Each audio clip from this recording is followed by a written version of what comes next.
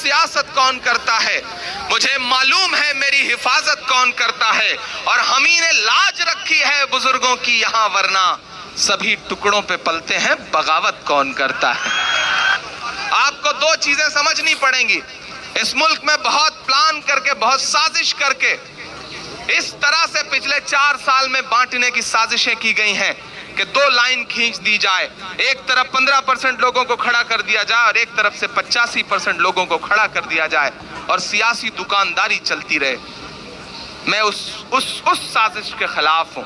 मैं इस मुल्क के खूबसूरत ताने बाने के साथ हूं। हम जिनके मानने वाले हैं, उन्होंने, हमारे आका ने हिकमत अमली का जो मुजाहरा दुनिया के सामने रखा है, जो तस्वीर रखी है कि बाकायदा ताकत में होते हुए भी आपने सुलह हुदैबिया करी थी।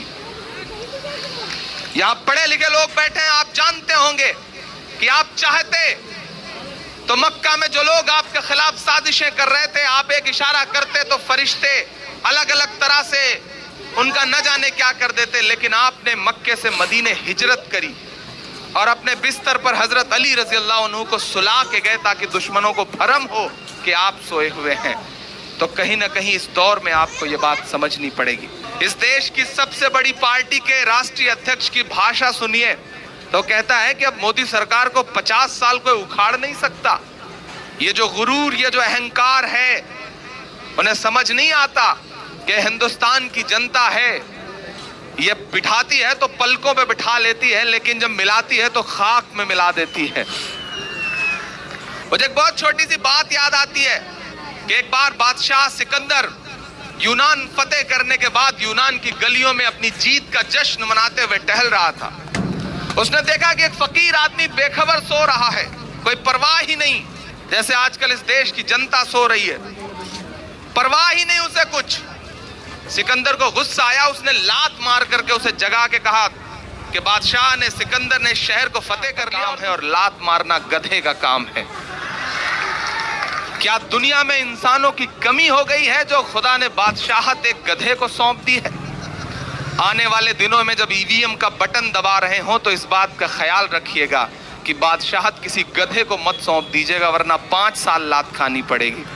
मैं मिसरे पढ़ता हूं और आपसे दुआएं मांगता हूं। साहब, मैं शायर हूं, मेरा किसी राजनीतिक पार्टी से कोई लेना देना नहीं है, लेकिन अगर यहाँ चंद लोगों के बुलावे पर यहाँ खड़ा हूं अपनी जिम्मेदारी समझते हुए, एक ऐसे दौर में कि जब गूंगे लोगों तक की जबान काटने की कोशिशें की जा रही हैं, तो हम जैसे बोलने वालों के साथ क्या सुलूक किया जा रहा होगा आप अंदाजा लगा सकते हैं। लेकिन मैं सिर्फ माइक पर अपनी नज़में पढ़ करके और लिफाफा लेकर के घर जाने वाली जिम्मेदारी से आगे बढ़ के अगर आपको बेदार करने की कोशिशों में हजारों हजार किलोमीटर का सफर करके आपके बीच आ रहा हूं, तो मेरे इस खड़े होने का मतलब समझिएगा। मैं 4 मिसरे पढ़ता हूं साहब और आपसे दुआएं मांगता हूं कि कुछ दिन में चलने ना लग जाए सरकार किराए पर, कुछ दिन में चलने ना लग जाए सरकार किराए पर, जीएसटी ने लगा दिया सब कारोबार किराए पर, जीएसटी ने लगा दिया सब कारोबार किराए पर, नालायक से पुरखों की जागीरें तक ना संभल रही। अब पहुंचना अगले मिसरे पे कि नालायक से पुरखों तक की जागीरें ना संभल रही, लाल किला भी उठा दिया है देखो यार किराए पर, लाल किला भी उठा दिया है देखो यार किराए पर, सर छोड़ दिया है। लेकिन मैं उन ताकतों से यह भी कहना चाहता हूं, अमित शाह कहते हैं कि 50 साल तक मोदी को कोई हिला नहीं सकता। किसी शायर ने कहा है कि गमों की आंच में भी मुस्कुराकर चलना पड़ता है, गमों की धूप में भी मुस्कुराकर चलना पड़ता है। यह दुनिया है, यहाँ चेहरा सजा कर चलना पड़ता है।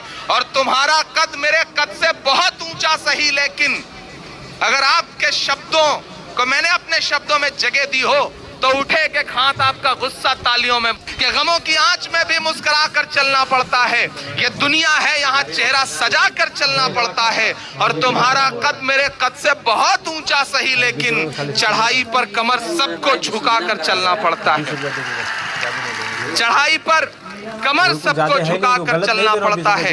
ये वो ताकतें हैं जिन्होंने ये सोच लिया है कि वो जो चाहेंगे वो होगा, वो जो तय करेंगे वो आपको खाना पड़ेगा, वो जो तय करेंगे वो आपको पहनना पड़ेगा, वो जो तय करेंगे वो आपको बोलना पड़ेगा। और हद तो ये है कि उन्होंने 4-6 जमूरे छोड़ रखे हैं जो आजकल तय कर रहे हैं कि आपको कितना करना है।